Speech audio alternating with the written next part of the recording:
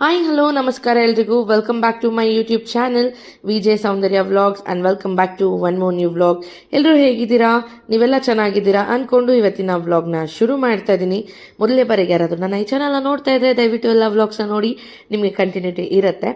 Last vlog ಬಂದುಬಿಟ್ಟು ನಾವು ಬ್ಯಾಂಗ್ಳೂರಿಂದ ದೊಡ್ಡಬಳ್ಳಾಪುರಕ್ಕೆ ಬಂದಿದ್ವಿ.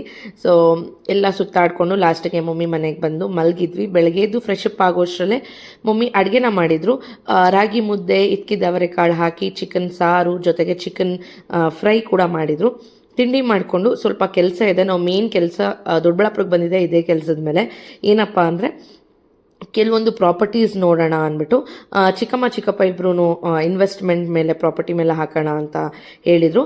ಅಲ್ಲೇ ಒಂದೆರಡು ಬಿಲ್ಡಿಂಗ್ ಸೇಲ್ಸ್ಗಿದೆ ಅಂತ ಗೊತ್ತಾಯಿತು. ಹಾಗಾಗಿ ಅದನ್ನು ನೋಡೋಕ್ಕೆ ಬಂದ್ವಿ. ಇವರು ರೆಂಟಲ್ ಪರ್ಪಸ್ಗೆ ಬಿಡೋಕ್ಕೆ ಒಂದು 10 ಮನೆ ಆ ರೀತಿ ಇರೋವಂಥ ಮನೇನ ನೋಡೋಣ ಅಂತ ಹೇಳ್ತಾ ನೋಡ್ಕೊಂಡು ಹೋಗೋಣ, ನಮಗೆ ಸಸ್ತಾಲ್ ಸಿಕ್ಕಿದ್ರೆ ನೋಡೋಣ, ಆಮೇಲೆ ಬಿಲ್ಡಿಂಗ್ ಕ್ವಾಲಿಟಿ ಚೆನ್ನಾಗಿದ್ರೆ ನೋಡೋಣ ಅಂತ ಹೋದ್ವಿ.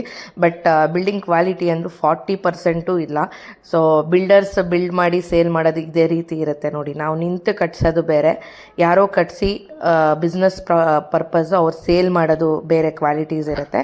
ನೋಡೋಕ್ಕೆ ಎಕ್ಸ್ಟೀರಿಯರ್ ತುಂಬಾ ಚೆನ್ನಾಗಿದೆ. ಪಾಪ ಈ ಸಿವಿಲ್ ವರ್ಕ್ ಬಗ್ಗೆ ಅಷ್ಟು ಗೊತ್ತಿಲ್ಲದಿದ್ದವ್ರು ಬಂದು ಚೆನ್ನಾಗಿ ಬಕ್ರ ಆಗ್ತಾರೆ. ಬಟ್ ಆದರೆ ನಾವು ಸಿವಿಲ್ ಫೀಲ್ಡಲ್ಲೇ ಇರೋದ್ರಿಂದ ಇದಕ್ಕೆ ಇಷ್ಟೇ ಖರ್ಚಾಗಿದೆ, ಇದೇ ಕ್ವಾಲಿಟಿ, ಇದೇ ಗ್ರೇಡು, ಬಿಲ್ಡಿಂಗ್ ವ್ಯಾಲ್ಯೂಯೇಷನ್ ಇಷ್ಟು ಅನ್ನೋದನ್ನೆಲ್ಲ ನಾನು ಈಸಿಯಾಗಿ ಹೇಳ್ಬಿಡ್ತೀನಿ. ಹಾಗಾಗಿ ಫಸ್ಟ್ ಬಿಲ್ಡಿಂಗ್ ಬಂದ್ವಿ. ಎಕ್ಸ್ಟೀರಿಯರ್ ನೋಡೋಕ್ಕೆ ತುಂಬಾ ಚೆನ್ನಾಗಿತ್ತು. ಪಾಪ ಇದನ್ನ ನೋಡಿದ ತಕ್ಷಣ ಜನರು ತೊಗೊಂಡ್ಬಿಡ್ತಾರೆ. ಇದು ಇಲ್ಲಿ ಬಂದಮೇಲೆ ಅವ್ರಿಗೆ ಮಿನಿಮಮ್ ಅಂದರೆ ಒಂದು 15 ಲಕ್ಷದಷ್ಟು ಖರ್ಚಿದೆ.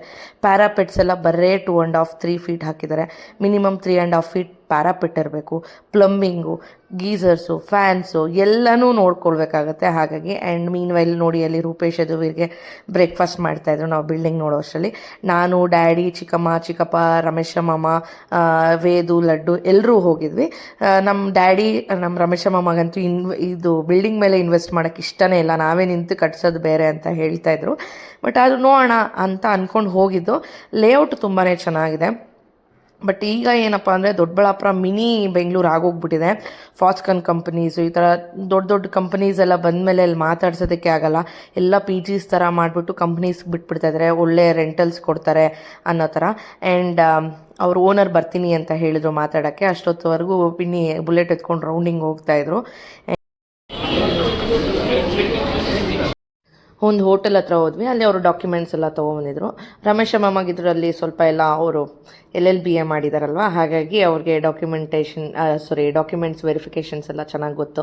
ಅವ್ರು ನೋಡ್ತಾಯಿದ್ರು. ಆ್ಯಂಡ್ ನಾವು ಕೂಡ ಮಾತಾಡಿದ್ವಿ. ನಾನು ಬಿಲ್ಡಿಂಗ್ ವ್ಯಾಲ್ಯೂಯೇಷನ್ನು ಕೂಡ ಹೇಳಿದೆ. ಜಸ್ಟ್ 50 ಲ್ಯಾಕ್ಸ್ ಅಷ್ಟೇ ಇದು ಪರ್ ಸ್ಕ್ವೇರ್ ಫೀಟ್. 1350 1400 ರೂಪೀಸ್ ಅಷ್ಟೇ ಅಂತಲೂ ಹೇಳಿದೆ. ಅವ್ರಿಗೆ ನಾನು ಹೇಳಿದ್ದು ನೋಡಿ ಶಾಕೇ ಆಗೋಯ್ತು. ಸರಿ ಆಯಿತು ಅಂದ್ಬಿಟ್ಟು ಆಗಲ್ಲ ಅಂತ ಹೇಳಿಬಿಟ್ಟು ಬಂದುಬಿಟ್ವಿ. ಆಮೇಲೆ ರಮೇಶ ಮಾಮ ಅವ್ರ ಫ್ರೆಂಡದ ಈ ಬಿಲ್ಡಿಂಗ್ ಇತ್ತಂತೆ. ಸೊ ಇದು 1 ಇಯರ್ ಓಲ್ಡ್ ಬಿಲ್ಡಿಂಗು, ಚೆನ್ನಾಗಿದೆ. ಬಟ್ ಇದು ಚೆನ್ನಾಗಿದೆ ಯಾಕಂದರೆ ಸ್ವಂತ ಅವ್ರು ಕೆಳಗಡೆ ಇರೋದಕ್ಕೆ ಮಾಡಿಕೊಂಡು ಮೇಲೆ ಎಲ್ಲ ರೆಂಟಲ್ಸ್ ಕೊಟ್ಟಿದ್ದು. ಫೈನಲಾಗೆ ಬೇಡ ಇದ್ರ ಮೇಲೆ ಎಲ್ಲ ಲ್ಯಾಂಡ್ ಮೇಲೆ ಇನ್ವೆಸ್ಟ್ ಮಾಡೋಣ ಅಂತ ಅಂದ್ಕೊಂಡ್ವಿ. ಇದು ರಮೇಶ ಮನೆ ಹತ್ರ ಹೋಗ್ಬಿಟ್ಟು ಜ್ಯೂಸ್ ಎಲ್ಲ ಕುಡ್ಕೊಂಡು ನೆಕ್ಸ್ಟ್ ತಿರ್ಗಾ ನಾವು ಸೈಟ್ಸ್ ಸರ್ಚಿಂಗಿಗೆ ಬಂದ್ವಿ. ಫಸ್ಟು ಇವಾಗ ನಾವು ಮುಂಚೆ ಲಾಸ್ಟ್ ಇಯರ್ ತೊಗೊಂಡ್ವಲ್ಲ ಸೈಟ್, ಸೊ ಅಲ್ಲಿಗೆ ಹೋಗ್ತಾ ಇದ್ವಿ. ಅದಕ್ಕೂ ಮುಂಚೆ ಆವಾಗ ಈ ಫಾಸ್ಕಾನ್ ಕಂಪನೀಸ್ ಎಲ್ಲ ಬರುತ್ತೆ ಅಂತ ಗೊತ್ತಿತ್ತು, ಇನ್ನು ಡೆವಲಪ್ ಎಲ್ಲ ಆಗಿರಲಿಲ್ಲ. ಬಟ್ ಇವಾಗ ಎಲ್ಲ ಡೆವಲಪ್ ಆಗಿದೆಯಲ್ಲ, ಸರಿ ಓಕೆ ಹಂಗೆ ಒಂದು ರೌಂಡ್ ಹೊಡಿಯೋಣ ಅಂದ್ಬಿಟ್ಟು ಹೋದ್ವಿ. ಸಕ್ಕತ್ತಾಗಿ ಮಾಡಿದ್ದಾರೆ. ನಾನಂತೂ ಶಾಕ್. ಇನ್ವೆಸ್ಟ್ ಮಾಡಿ ಒಳ್ಳೆ ಕೆಲಸ ಮಾಡಿದ್ವಿ ನಾವು ಅಂತ ನಮಗನ್ನಿಸ್ತು. ಆವಾಗ ನಾವು ತೊಗೊಂಡಿದ್ದ ರೇಟ್ಗೂ ಇವಾಗ 4000 ರೂಪೀಸ್ ಇನ್ಕ್ರೀಸ್ ಆಗಿದೆ per square feet. Just imagination ಮಾಡ್ಕೊಳ್ಳಿ ನಮಗೆ ಎಷ್ಟು ಹೆಲ್ಪ್ ಆಯಿತು ಅಂದ್ಬಿಟ್ಟು. ಲಾಸ್ಟ್ ಇಯರ್ ಕರೆಕ್ಟಾಗಿ 1.5 ಇಯರ್ ಆಯಿತು ಅನಿಸುತ್ತೆ. 1.5 ಇಯರ್ಗೂ ಇವಾಗ ಅವಾಗ ತೊಗೊಂಡಿದ್ದು ನಾವು ಸೈಟ್ ರೇಟ್ಗೂ ಇವಾಗ 4000 ರೂಪಾಯಿ ಜಾಸ್ತಿ ಆಗಿದೆ. ಇದೇ ಫಾಸ್ಕಾನ್ ಕಂಪನಿ ಅಂತೆ. ಆ್ಯಂಡ್ ಇನ್ನೂ ದೊಡ್ಡ ದೊಡ್ಡ ಕಂಪ್ನೀಸ್ ಕೂಡ ಈ ಕಡೆ ಬರೋದು ಇದೆಯಂತೆ. ಹಾಗಾಗಿ ತುಂಬಾ ಲೇಔಟ್ಸ್ ಇಲ್ಲಿ ಈ ಕಂಪ್ನಿ ಬಂದಮೇಲೆ ತುಂಬಾ ಲೇಔಟ್ಸ್ ರೆಡಿ ಮಾಡ್ತಿದ್ದಾರೆ ಈ ಪ್ರೈವೇಟ್ ಅವರೆಲ್ಲ. ಬಟ್ ನಾನೇನು ಹೇಳ್ತೀನಿ ಅಂದರೆ, ನೀವು ಇನ್ವೆಸ್ಟ್ ಮಾಡೋಕ್ಕೆ ಮುಂಚೆ ತುಂಬಾ ಕೇರ್ಫುಲ್ ಆಗಿರಬೇಕು.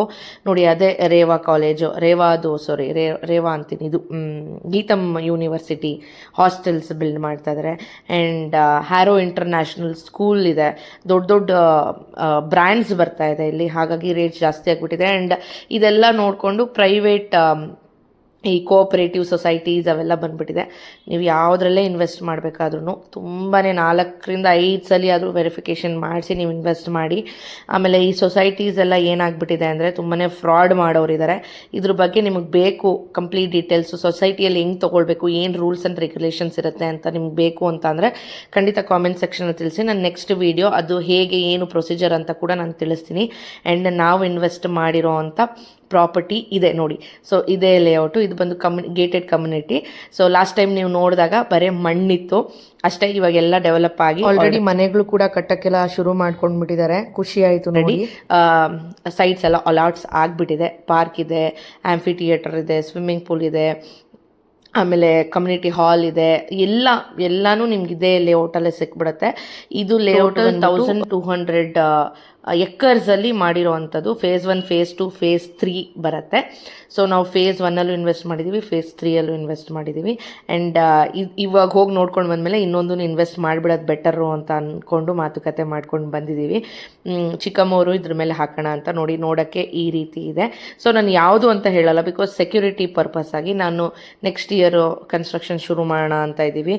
ಸೊ ನಾವು ಹೆಂಗಿದ್ರು ಅಲ್ಲೇ ಹೋಗ್ತೀವಿ, ಸುಮ್ಮನೆ ಬೇಡ ನಾವು ಎಕ್ಸಾಕ್ಟಾಗಿ ಎಲ್ಲಿದ್ದೀವಿ ಅಂತ ಹೇಳೋದು ಬೇಡ ಅಂತ ನಿಮ್ಮ ಜೊತೆ ಹೇಳಿಲ್ಲ ಅಷ್ಟೇ. ನೋಡೋಣ, ರೂಪೇಶ್ ಹತ್ರ ಒಂದ್ಸಲಿ ಮಾತಾಡಿ ನೋಡ್ತೀನಿ. ಹೇಳ್ಬೋದು ಅಂದರೆ ಖಂಡಿತ ನಾನು ನಿಮಗೆ ಶೇರ್ ಮಾಡ್ತೀನಿ. ಆಲ್ರೆಡಿ ಫೇಸ್ 1 ಬುಕ್ಕಿಂಗ್ ಕ್ಲೋಸಸ್ ಆಗಿಬಿಟ್ಟಿದೆ.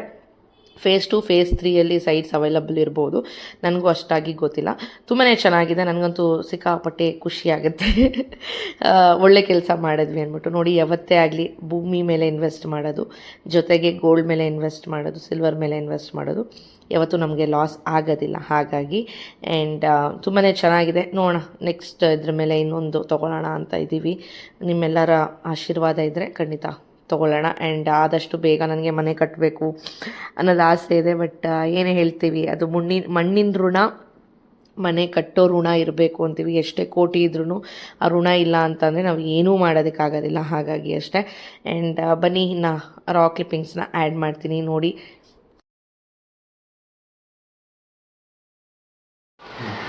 ಹಿಂಗಿರೋದು ಕಂಪಸ್ ಇದೆ. ಇದು ನಾರ್ತು, ವೆಸ್ಟು, ಈಸ್ಟು, ಸೌತ್. ಇದು ನಿಮಗೆ ಮೇನ್ ಎಂಟ್ರೆನ್ಸ್. ಇಡೀ ಕಂಪ್ಲೀಟ್ ಲೇಔಟ್ಗೆ ಮೇನ್ ಎಂಟ್ರೆನ್ಸ್ ಬಂದು ನಿಮಗೆ ಇಲ್ಲೇ ಮೇನ್ ಹೈವೇಗೆ ಎಂಟ್ರೆನ್ಸ್ ಇರೋದು. ಇದರ ಪಕ್ಕದಲ್ಲೇ 1 ಕಿಲೋಮೀಟರ್ಸಲ್ಲೇ ಪಕ್ಕದಲ್ಲೇ ಪ್ರೆಸ್ಟೀಜ್ ಸಿಟಿ ಕೂಡ ಅವರು ರೆಡಿ ಮಾಡ್ತಾಯಿದ್ದಾರೆ. ಆಲ್ರೆಡಿ ರೆಡಿ ಆಗಿಬಿಟ್ಟಿದೆ ಅಂತೆ.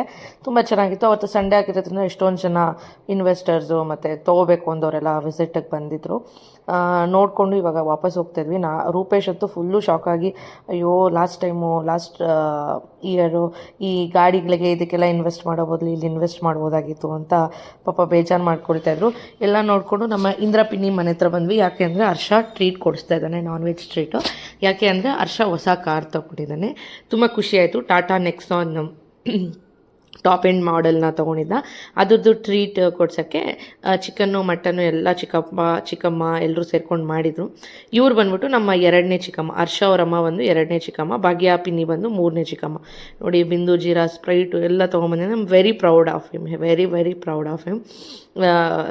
ಗಾಡಿ ತೊಗೊಳ್ಳೋಣ ಅಂತ ಹೋಗಿದ್ದು, ಫೈನಲಾಗಿ ಗಾಡಿ ಎಲ್ಲ ಬೇಡ ಅಂತ ಅಂದ್ಕೊಂಡು ಕಾರ್ ಮೇಲೆ ಇನ್ವೆಸ್ಟ್ ಮಾಡಿ ಕಾರ್ ಕೂಡ ಬಂದಾಯಿತು. ನಾನು ಕಾರ್ ಕ್ಲಿಪ್ಪಿಂಗ್ ತೊಗೊಳ್ಳೋದೇ ಮರ್ತೋಗ್ಬಿಟ್ಟಿದೆ. ನಾನ್ ವೆಜ್ ಊಟ ಎಲ್ಲ ತೊಗೊಂಡು ಸ್ವಲ್ಪ ಫ್ಯಾಮಿಲಿ ಟೈಮ್ ಥರ ಸ್ಪೆಂಡ್ ಮಾಡಿದ್ವಿ. ಅದೆಲ್ಲ ಮುಗಿಸ್ಕೊಂಡು ತಿರ್ಗಾ ಸಂಜೆ ಇನ್ನೊಂದು ಭಾಗ್ಯ ಪಿನ್ನಿ ಅವರ ಅಂಕಲ್ ಒಬ್ಬರಿದ್ದಾರೆ ಫ್ರೆಂಡ್. ಸೊ ಅಂಕಲ್ಲು ಒಂದು ಸೈಟ್ ಸೇಲ್ಗಿದೆ ಅಂದ್ಬಿಟ್ಟು ಕರ್ಕೊಂಡೋಗಿ ತೋರಿಸಿದ್ರು. ಅದು ಕೂಡ ಚೆನ್ನಾಗಿದೆ. 45 lakhs ಸೈಟ್, ಅದು ಬರೀ 30-40 ಸೈಟ್ಗೆ. ಅದನ್ನು ನೋಡಿಕೊಂಡು ನಾವು ನಾನ್ ವೆಜ್ ತಿಂದಿದ್ದು ಅಲ್ಲಿ ಯಾವ ಮನೇಲಿ ಬೇಕಾದ್ರೂ ತಿನ್ಬೋದು.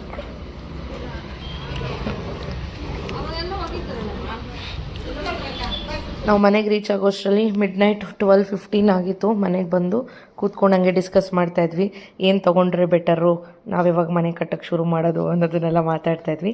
ಆ್ಯಂಡ್ ಟಯರ್ಡ್ ಬೇರೆ ಆಗಿತ್ತು, ಹೋಗಿ ಮಲ್ಕೊಳ್ಬೇಕು. ನೋಡ್ಬೋದು ನನ್ನ ಟಯರ್ಡ್ ಫೇಸು.